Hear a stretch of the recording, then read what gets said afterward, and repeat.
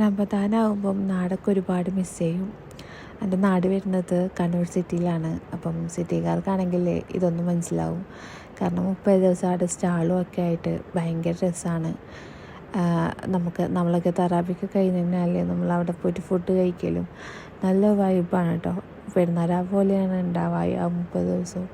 നമുക്ക് നല്ല അടിപൊളിയിലങ്ങ് പോകും. പിന്നെ ആഫ്റ്റർ മാരീഡ് 4 years ആയി. അപ്പോൾ 4 years ആയപ്പോൾ ഞാൻ ഇവിടെ കുവൈറ്റിലാണ്. നമ്മൾ വെക്കേഷന് പോകുന്നത് ഡിസംബറിലാണ്. അപ്പം നോമ്പും പെരുന്നാളൊന്നും കിട്ടില്ല.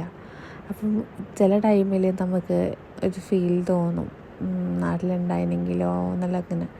അപ്പം അങ്ങനെ തോന്നുന്ന സമയത്ത് ഞാൻ ഇവിടുന്ന് തൽക്കാലം ഒരു ആശ്വാസത്തിന് വേണ്ടിയിട്ട് ഇങ്ങനെ കച്ചൊക്കെ ഉണ്ടാക്കി കഴിഞ്ഞ് കേട്ടോ. എനിക്ക് പേഴ്സണലി ഭയങ്കര ഇഷ്ടപ്പെട്ടത് ആബിദ് കച്ചാണ്.